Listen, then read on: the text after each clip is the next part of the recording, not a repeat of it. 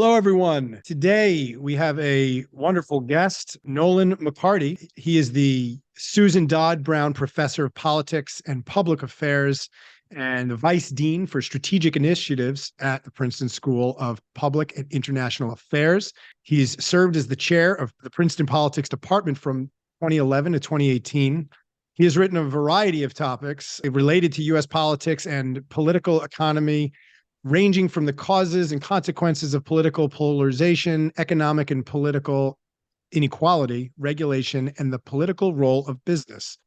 He has also engaged in the development of statistical methodologies and the application of game theoretic models to political questions. He's authored or co-authored 4 books: Political Game Theory, Polarized America, Political Bubbles, and Polarization, What Everyone Needs to Know. And he's co-edited America Govern Itself. In 2010, he was elected a fellow of the American Academy of Arts and Sciences.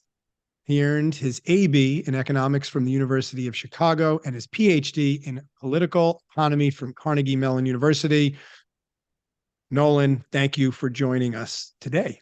Great, thanks. Good to be here. Yeah, and I should say one more thing. You've got something like 25 publications in political science journals, if I'm not mistaken. Yeah, that sounds about right. Something like that. Yeah, So, you've done a lot of research in the area of polarization, and it's one of the reasons I'm so excited to have you on today, and hopefully get to the bottom of some good stuff, and maybe we can think about polarization in a solutions-oriented way today, in what needs to be done, how we want to get there, and some active approaches that we can take to get more of what people want faster. Because ultimately, polarization for at least toxic polarization, means that we're taking a lot longer to get to the solutions we want because people can't communicate. That's how I see it. sure. So I'm going to open this up and let's start a bit general and say, tell me what the problem with politics is. Okay, so politics actually has lots of problems. And one of the things I think we'll want to discuss as we go through is that some of them are related to political polarization. Some of them aren't. And as we go through these solution-oriented discussions, we'll have to be cognizant of that some solutions to some problems exacerbate other problems. And so one of the dilemmas in any of these discussions is, which problem do we want to solve at the risk of making some other problem unsolvable? But I would say basically that the bigger problems facing American politics do lie in the area of political polarization. I think roughly speaking that almost any essence of our politics today revolves around a conflict between people with R's next to their name versus people with D's next to their name. That's not always been true throughout U.S. history, and one of the things that I try to do in my work is to identify those eras in which were very partisan, like the current era, which eras were more bipartisan, and what the benefits and disadvantages of bipartisanship might be.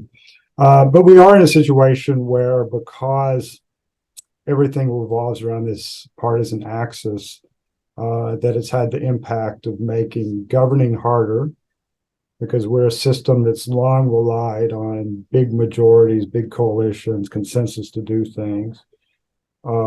Having everything revolve around a partisan axis has made that harder.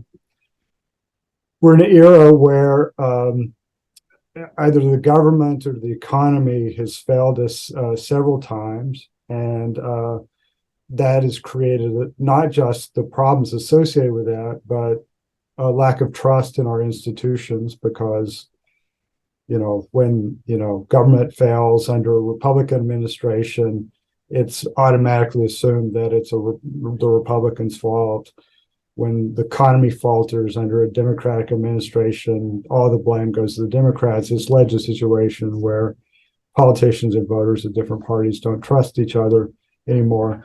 And that in turn exacerbates the whole cycle of like, we don't cooperate because we don't trust each other. Problems fester because we don't cooperate. Therefore, we don't trust each other, which just makes things worse. Then I would say the latest manifestation that many people are concerned about is that it might lead to what political scientists call democratic backsliding, is that it might erode democratic processes over time.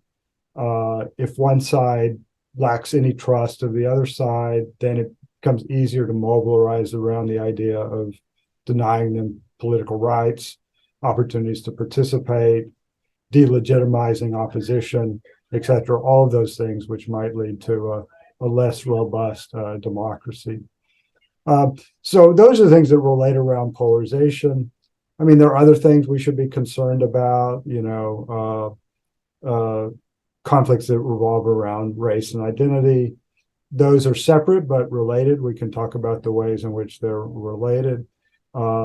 Conflicts around economic inequality between the middle class and the working class, the upper class and the working class, all those conflicts. Those also have begun to kind of revolve around party as well. So one of the things that polarization has done is it's kind of brought all of the problems of politics into a framework that makes them much more difficult to solve. Why do you think, one of the things that you mentioned that I've always found interesting is no matter what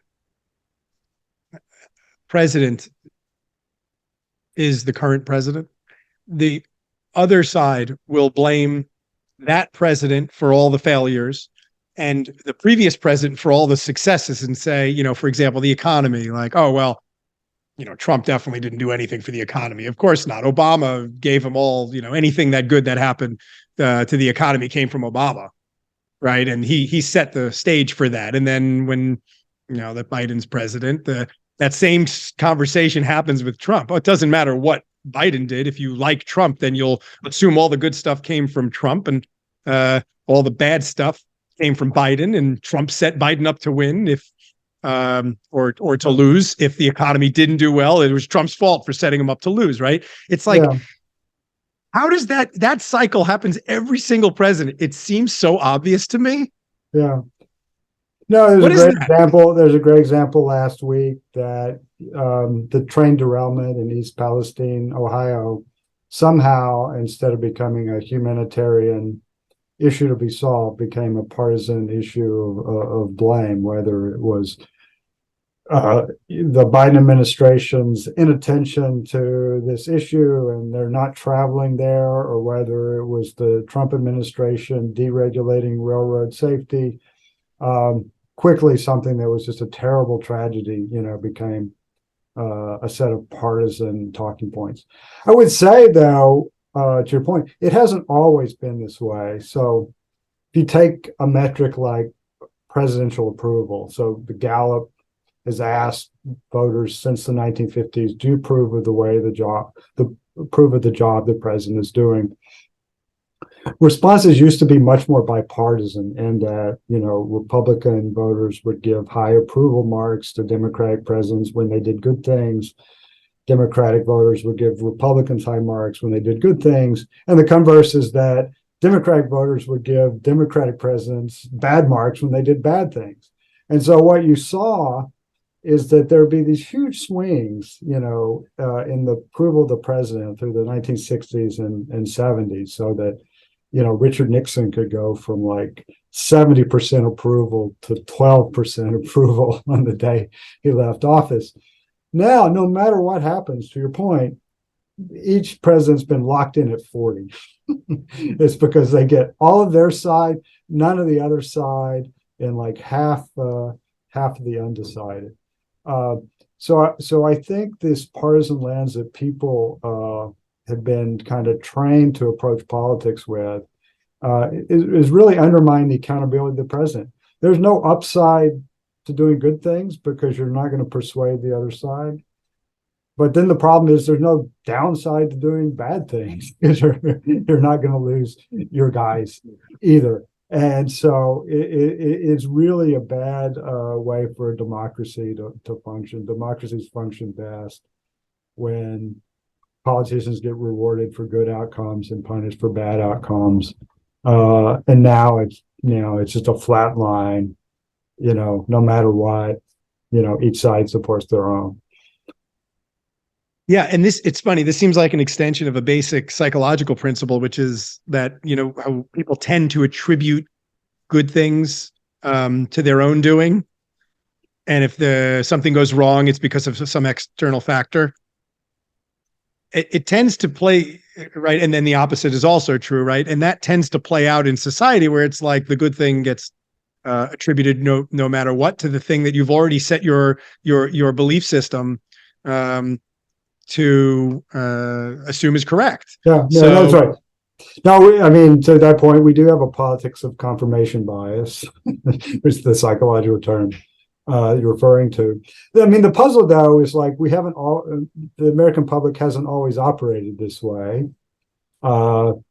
Republicans were quite willing to throw Richard Nixon overboard in 1974, both Republican voters and Republican office holders, in a way that Republican voters and office holders were not willing to throw Donald Trump overboard, in 2019 and in 2020 for what, I mean, I don't want to be partisan, but what many would consider to be kind of at least as egregious violations of constitutional practice and principle. And so that's a huge difference. And so one of the things that we as political scientists want to do is kind of explain how we went from a system where people could hold their side accountable to a system where they seem less likely to do so. Now, in saying that, I do want to point out one thing, which is I think it's important not to overstate the extent of this problem in thinking that it's absolute. One of the things that was remarkable about the 2022 election was at least a subset, not a huge subset, but a large enough subset of Republican voters in a variety of states were willing to split their tickets and vote against the most extreme election denying, Republican candidates out there. People like Herschel Walker, or I'm blanking on his name, the gentleman who's running for the Senate in Arizona, a bunch of election denying people running for Secretary of State. So there's a small fraction of people that are still, willing to split their tickets, vote for the other side, to hold people accountable. And they were big enough and substantial enough to prevent some really bad outcomes from the last election. But then the question is, will that block, we'll call it the accountability block, will that accountability block remain, big enough going forward, to prevent, the Democratic backsliding that I referred to before? Yeah. Well, why do you think it is that they're, because this is another thing. Like I've heard the election thing the denial of the election became this big thing with Trump. But everyone's had a problem with the previous elections. Also, it's another story that I've heard, over and over. Every time someone gets elected, there's something with the election that was not fair, that didn't work out. Trump, it seemed to be this big conversation now with him for a number of reasons, obviously, but it's not a new story. It's not a story, but there is something new, and I think this gets it to where some of the problems come from.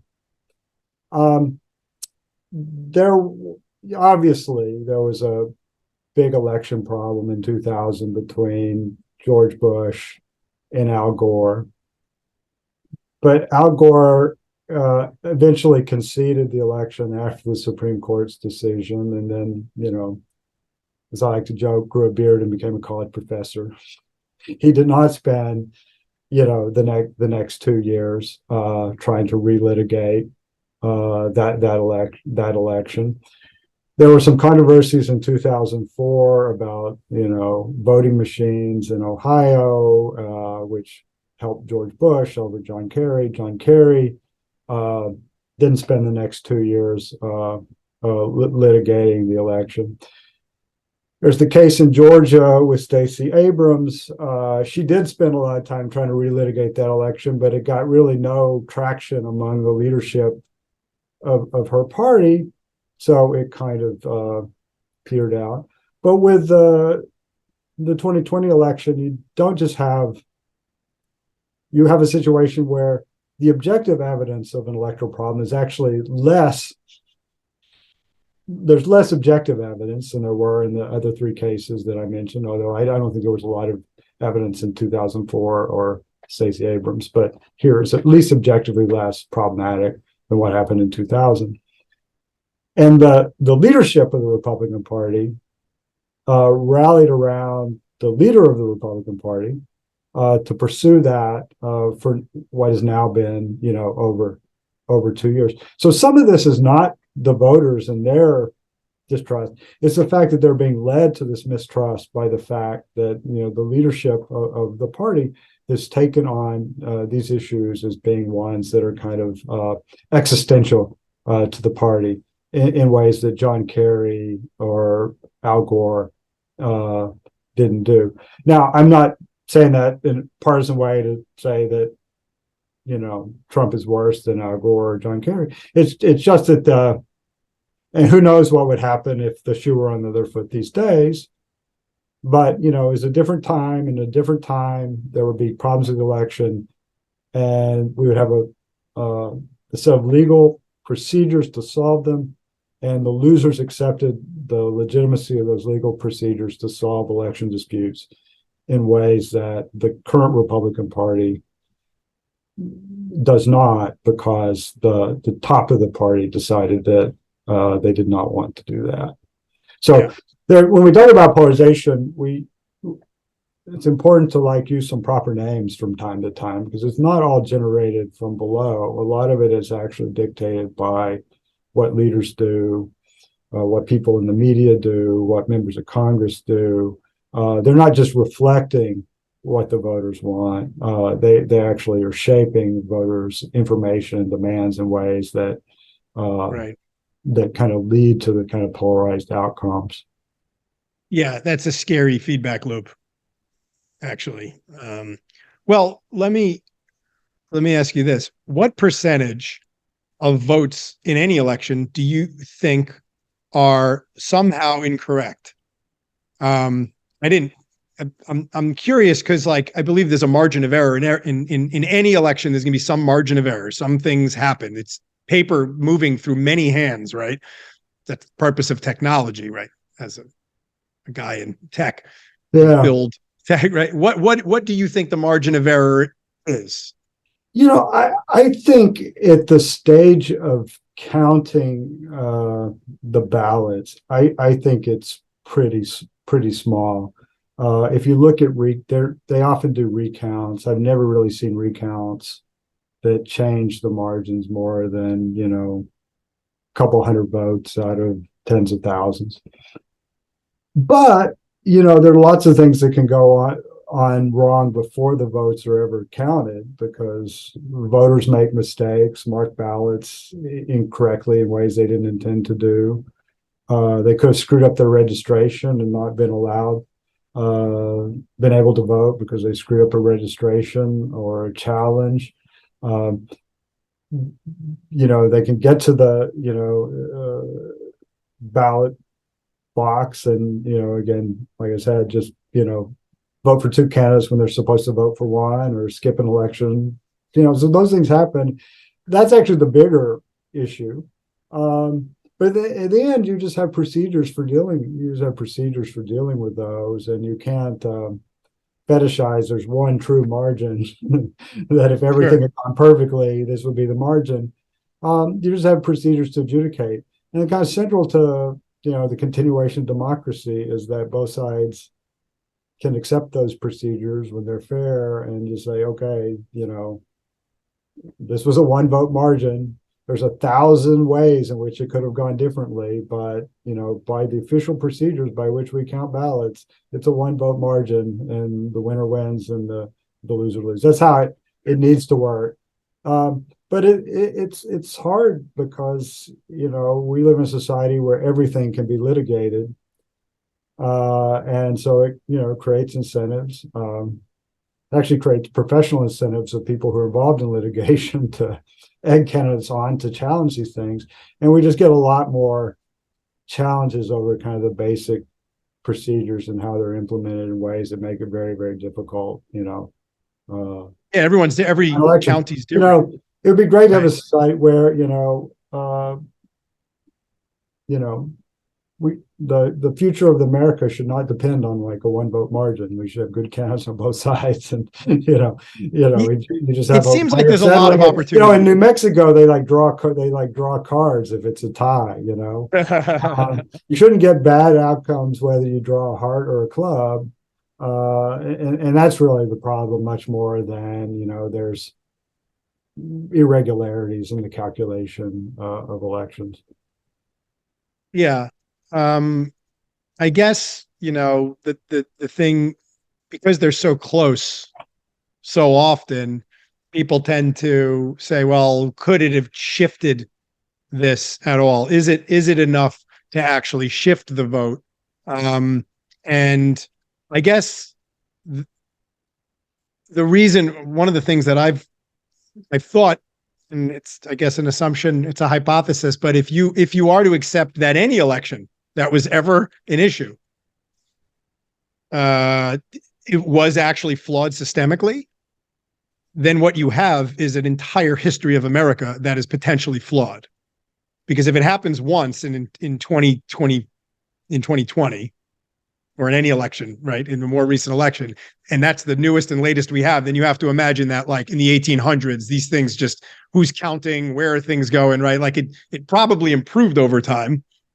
So I think that it's almost certainly, it was almost certainly improved over time. I'm not an expert on election administration, but the people in that area that I trust say that it was probably the cleanest 2020 and 2022 were probably the cleanest elections that the United States has ever had.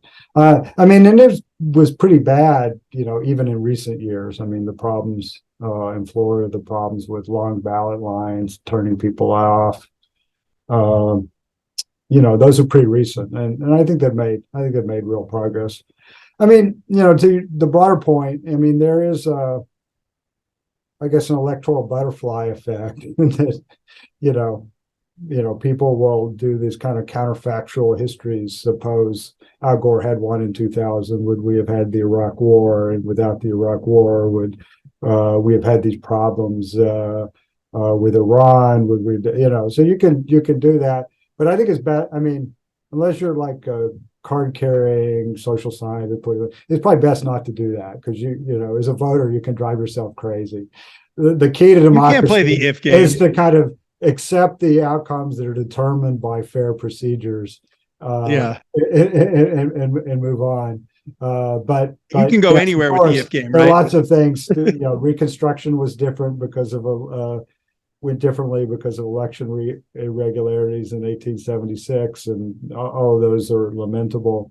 But I think my own view, I think, is that paying too much attention to those concerns is a way to delegitimize the person who's declared the winner by the fair procedures.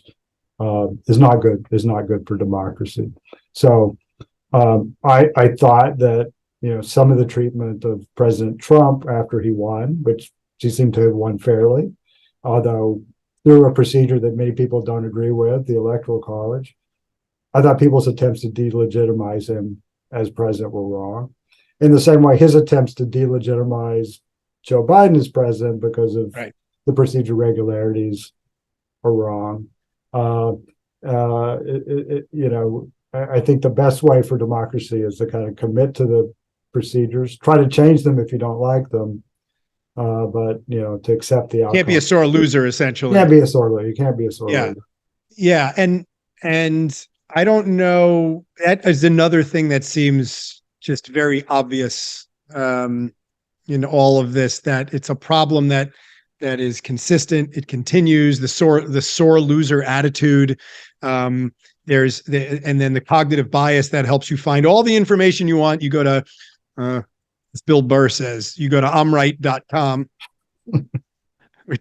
and then you find all the points, and you don't, half of this so much information people think are facts or not facts, but whatever it is you find, you go and you use that to build your argument. And of course, so much of the media is liberal media. So that's, especially in California, very, very heavily pushed. And the story that you're told, you believe. Yeah. Right. And I don't know if this, it feels like this is one of the biggest issues that we're having. And it also feels like most people know this. Yeah. But when it comes to thinking, when it comes to actually using your intellectual capacity to decide whether you're going to get like emotionally invested in a conversation about whatever it is that Trump did, or, or Biden did, and before getting emotionally invested, say, maybe I'll have some civic humility here, and think that, maybe I'm not being told the whole story, or. Yeah. Why can't we do that? Why is it that in the moment people can't do that, and they'll argue to the death on this stuff and lose friends and family? Yeah. So one thing I think is important to recognize here, at least in my view, and I think this is backed up by some evidence, the problem really isn't that people are getting facts wrong. I've gotten arguments with, old friends about politics, and their facts were impeccable.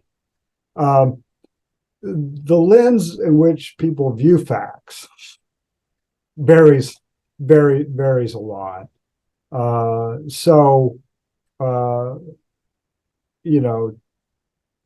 Somebody knows that X happened, their interpretation of what it means that X happened and why X happened is much more important than whether or not, X happened, because they know X happened.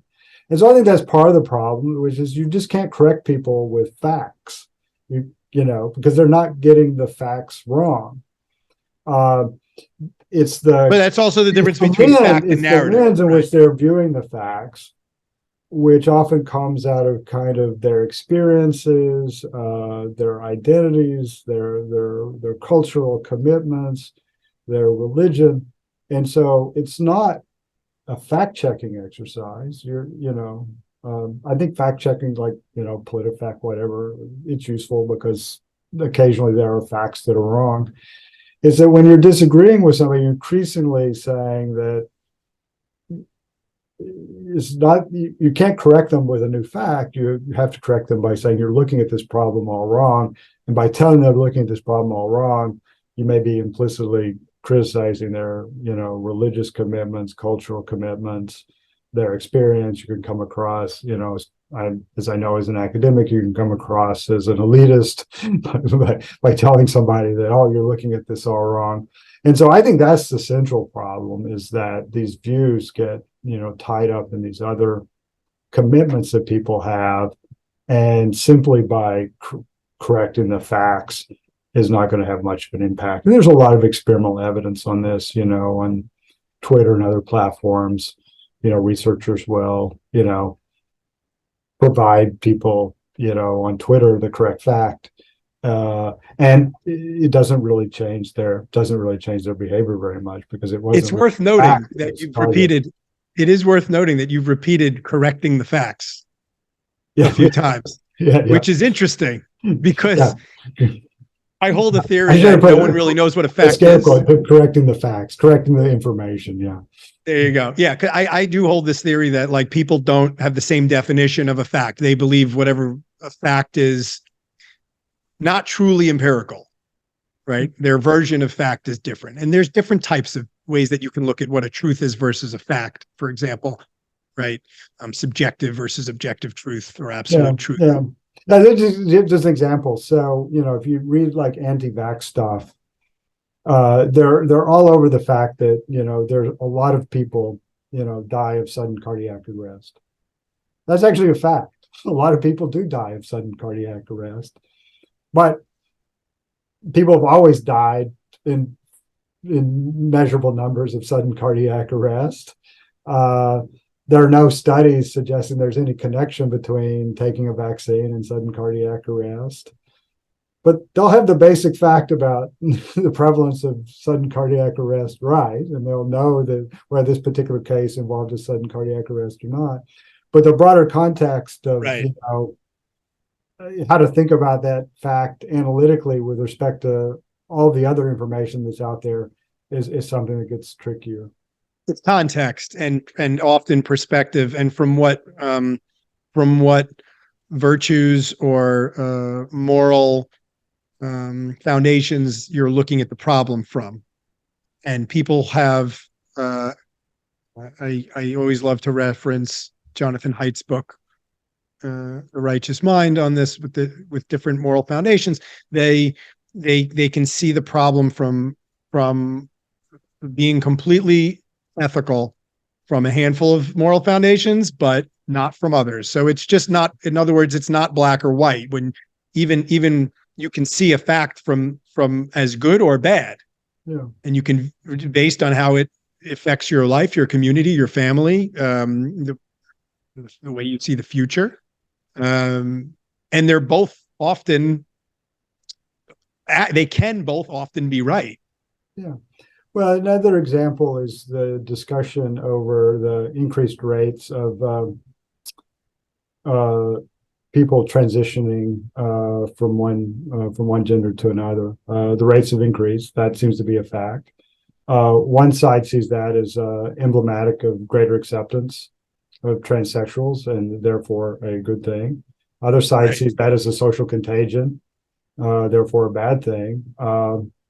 And it's not an issue of like how we, whether we measure these trends better and people have the right data on the trends. There are a lot of, as you point out, ethical, religious, cultural commitments that goes into people determining whether this trend is a healthy thing or a detrimental thing. So, that's a very clear example. And I think there are lots of them where, the issue is not that the statistics on transitioning have been hyped. It's literally about how people interpret. How you interpret it. Yeah. No, I think that's a really strong point. And part of why I do what I do here is to help people understand particularly that way of thinking. And I don't know, it's almost like a reactive thing where many people need to take a position on something for whatever reason. I got to the point where like I stopped taking adamant positions on things. And even after I vote, I still reserve the right to say I used the best judgment I can based on the information I was provided. Right. But otherwise, to take such staunch positions seems unwilling to think that anyone thinks differently than you. It's almost very childish behavior, right? Like to see the world as everyone thinks the way that I do, or my community does, or my political party, or else they're wrong. It seems childish to me. Yeah. And I don't know I would like to think about how to get out of that.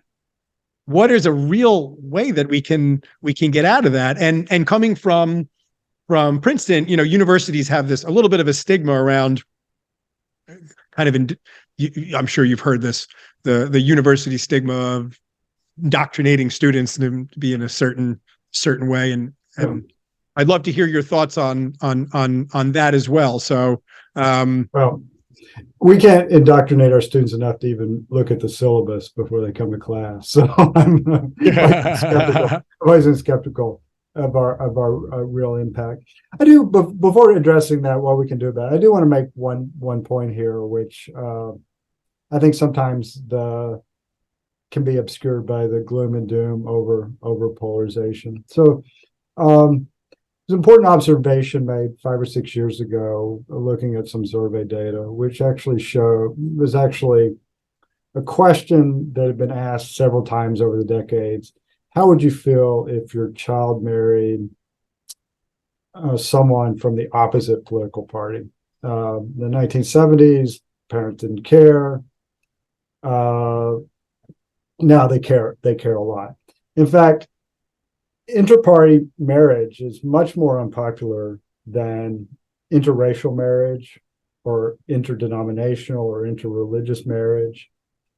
And people often said, well, isn't this horrible that interparty marriage is viewed so unfavorably compared to these other things?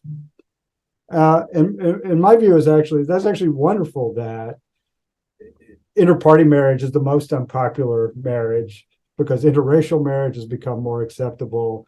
Interdenominational, interreligious marriage has become much more acceptable.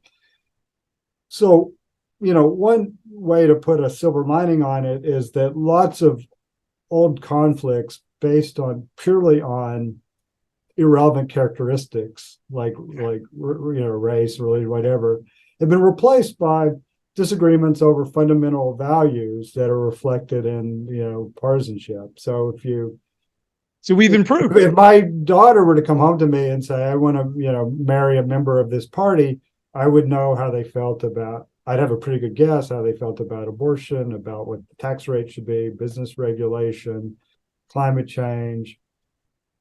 So if I'm discriminating, I'm at least discriminating on some things that plausibly matter. It's value-based. I'm going to put that. I will put that silver lining out there before I talk. We've upgraded to values as opposed to any other BS characteristic. Bias and discrimination. Yeah, right. Yeah. So that's an upgrade. We put the good spin. We put the good spin on that. Hey, well done.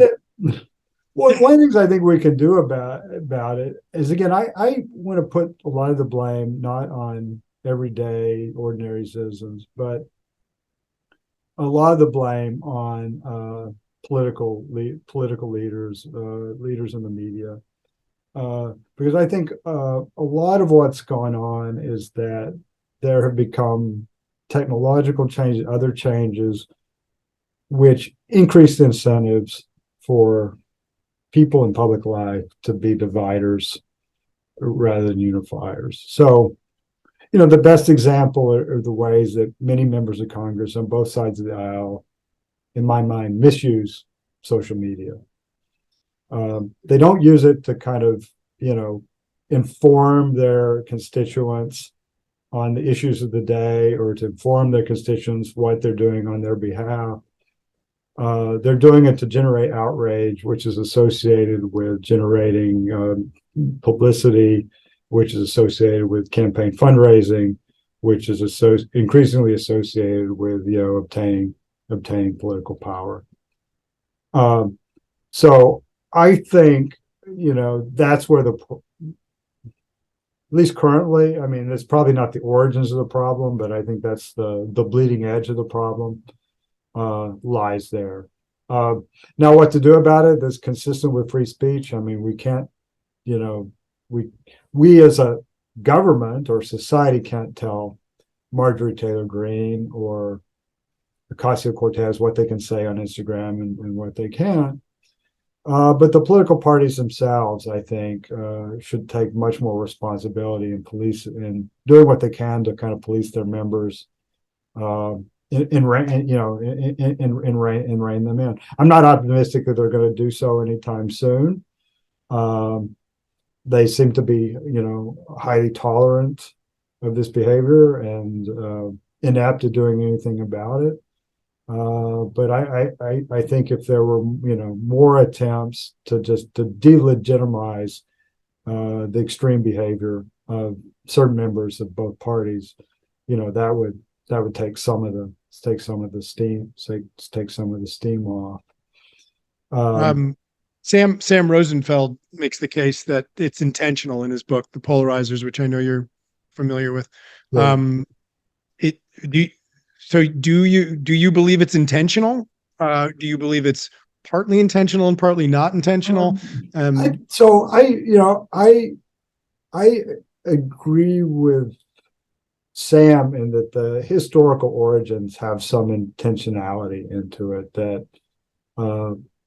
mostly interest group activists, and they cooperate with party leaders in order to make the parties more coherent and differentiated. I believe that was kind of an important mechanism for both for creating a more progressive Democratic Party, but also by creating a competitive Republican Party by bringing Southern conservatives into the Republican Party. So the intentionality is there. The argument I would make, and I actually think Sam agrees because he's done some recent work with another colleague, is that the parties as institutions have been completely hollowed out, and so they actually no longer are playing a role in developing this, and that the transition they put in place, they've sort of lost control. They sort of lost control of, and there's no better example than this in the speakership battle, where the Republican speakership was held hostage to 16 relatively extreme members of the conference, because the party as an institution has no way to sanction that behavior.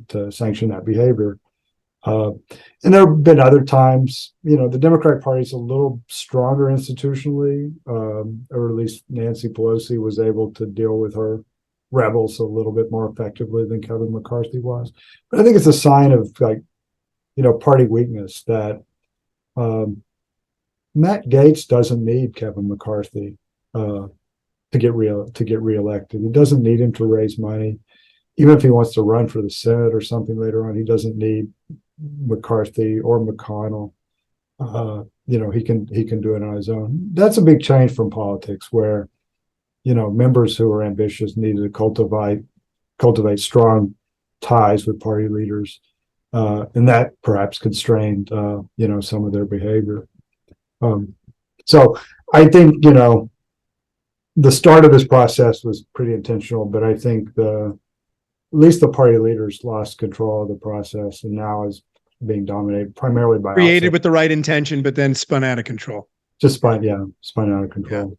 Yeah. So what do you think, because you're with Princeton, what do you think the university responsibility is around? And there are, there's sides to this, of course, and a lot of people say that many of the universities are responsible for, they use the word indoctrinating students with a certain way of thinking about it, and pushing a liberal agenda.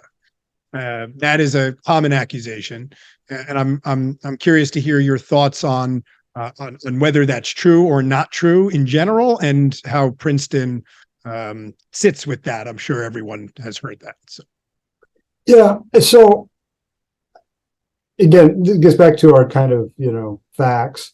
The facts that we can stipulate to are that university faculties, especially in the social science and humanities, are left of center, and further on average. There's some exceptions. Princeton is actually one of those places with more exceptions than others. Probably exceptions meaning it leans farther left. There are fewer counterexamples to the kind of left liberal faculty at Princeton than there are, at other universities. We have more conservatives at Princeton, in other words. I see. You're more balanced in general. Not numerically, but we have more notable high-profile conservatives than most other campuses. I think it would be the content of those courses. I think tends to reflect the things that a left liberal faculty find interesting. Things like climate change, income inequality, etc. But I think by and large, faculty try to teach those subjects fairly. And, I do think they, by the nature of our job, we do get a kick out of disagreement. And obviously there are exceptions. I don't think by and large the faculty member really tried to indoctrinate our students in any particular side of the debates of the issues that we're confronting them. Now, the debates we choose to talk about are clearly inflected by the things that we find interesting, and I think there's no doubt that's going to shift.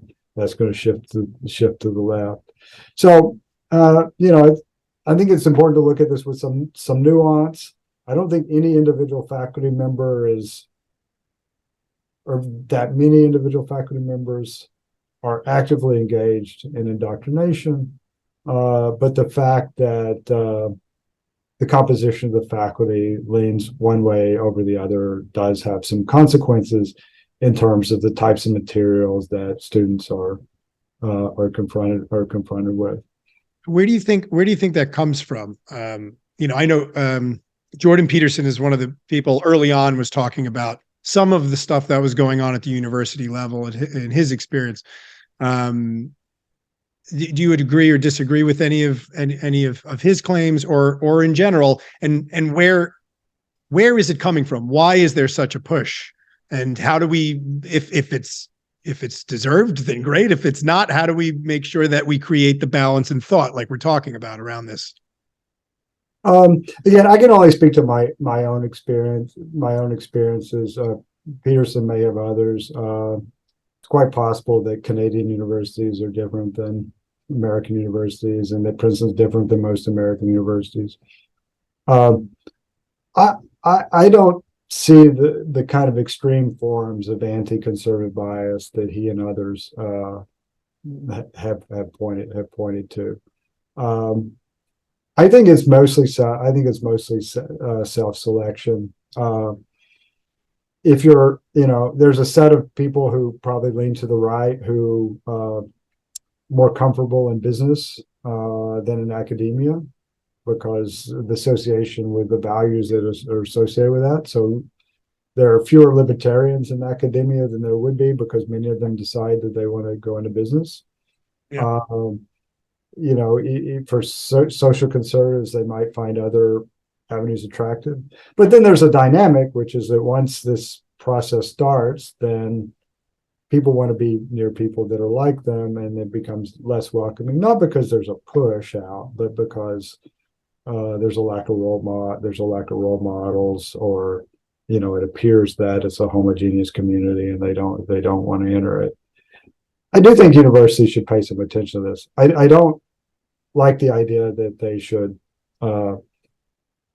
give preferences to hiring conservative faculty, but I think they should pay some attention to notions of institutional neutrality, to at least maintain a reputation that the institution itself is not going to choose one side over another, and that conservative voices, should they choose to enter academia, should feel comfortable that the forces of the administration and the governance of the university are not going to be weighed against them.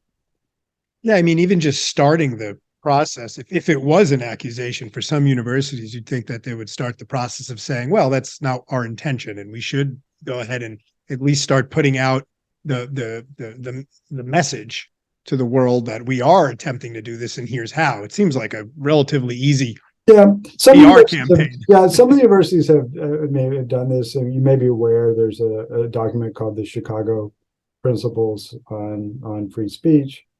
That's related to these concerns, obviously. There's another set of principles also emanating from the University of Chicago on institutional neutrality, which some institutions have adopted or are looking at. There are a lot of organizations on campus that have sprung up to support both academic freedom and institutional neutrality. And I think those are the best ways to approach the problems that may exist. I think having the administration try to rebalance things by hiring, more conservative faculty with a preference for conservative faculty will just not be productive and will backfire. I think the best thing for the universities to do is to commit to a set of neutrality principles, and hope that that makes it a comfortable place for anybody to engage in academic life, irregardless of their political views. Yeah. One of the things I always love to think about is how, like, the same way you can't improve in basketball unless you challenge yourself, you actually can't learn anything unless you challenge your beliefs. or the way that you think about things. You can't possibly take in new information if you're not willing to accept it. Doesn't mean you have to believe it, but to be able to think about it, entertain it, and converse around it means that you're actually able to embrace perspective and learn about that the pie may be bigger than your one slice. Yeah, I think that's exactly right. I think the only way you can really know that you know something is when you've been confronted with the arguments against it and you've rejected those arguments. If you never see those arguments, exactly, hard to know, whether you actually know anything at all. Yeah, that's right. You just keep hearing yes, yes, yes, yes from your friends and who you. Yeah, I mean, one of the disappointing things in recent years in this regard is. I used to, in one of my seminars, used to teach a case study on a political issue. And I was quite able to get students to talk about both sides of that issue. And that issue was actually whether or not it was a good idea to create private prisons. It was a great case. It was a great case study because it brings in lots of values regarding, what's the role of the state, what's the role of coercion and violence, versus what's the efficient way to provide public goods and maintain accountability of bureaucratic act. So it had everything.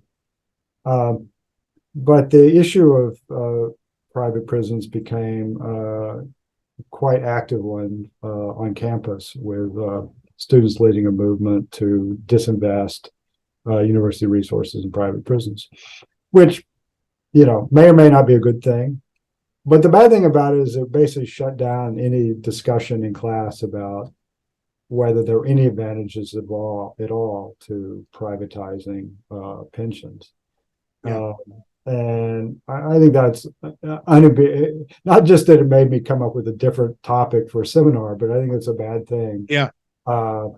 When discussion items are taken off the table because students are concerned about, taking the wrong side of the issue. And that's a case where, to defend my faculty colleagues, it wasn't pushed off the agenda because of a proselytizing faculty member. It was pushed out of the classroom because students wouldn't countenance debate on the topic any further.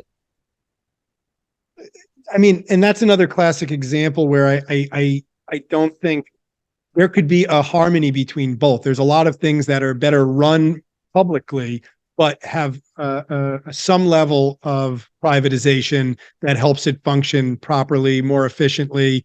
Maybe maybe their uniforms come from the private sector, but the wardens are managed by a public service of how to train wardens. I don't know. I'm just but right, that blend, that public-private blend, often is a very common solution. So if you don't hear the other sides of why private is good, you may never figure out which one of those you want to insert into your public model, even if you were entirely pro-public prisons. Yeah, that's right. I mean, you could learn a lot about which public goods should be privately provided from this discussion, even if in the end you decide that that prisons are not one of those things. Right. All right. Last question for today. And you embarked on this journey. Obviously, polarization is or depolarization, or understanding the sociological factors that create this, I guess, all that is poli-sci, right? Well, it's kind of a nice area because it touches on political science, history, sociology. It does.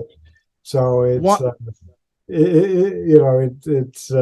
it's been good that I've been able to engage a lot of scholarship from a lot of different areas, increasingly because of the social media stuff, computer science. So engineering. Why did you? So this is to the why, right? I want to know what, in addition to the why, you decided to take this on as essentially one of your life's purposes. Obviously, this is something you've invested so much in. It's clear you care about it. What is your goal? What would you like to see happen? what do you want the world to look like as a result of hopefully your efforts? Um, that's a good question. So how I got into this, it was almost serendipity. It's like a lot of academics, they discover a puzzle and they just keep unraveling it, and it creates, new puzzles and new questions. And I've just sort of followed those threads for longer than I care to admit. One goal, and this, is not. This may not sound too grandiose, but one goal I have is to try to keep people from spending too much time on the wrong solutions and keep their eye on the ball. So, in this space of polarization, there are a lot of people out there with the one easy fix. If we just did this, we just reformed the campaign finance system, we could get rid of polarization. If we just adopted ranked choice voting or open primaries, we get rid of polarization. So a lot of my research is just evaluating those ideas and letting people know which ones work and which ones don't, and try to keep people from wasting their time and energy on them. I also concerned that when people propose these reforms and then they don't work, it just further erodes, confidence in our democracy, and makes the problems worse. If the reform doesn't work, then we have to do something much more radical, and that worries me. So, yeah, not grandiose. I'd like to see, progress made. I'd like our government to work better. I'd like democratic practices to remain robust. But I don't think the answer lies in eliminating polarization altogether. One way to eliminate polarization is to leave important issues off the public agenda and ignore them because they're unresolvable. So,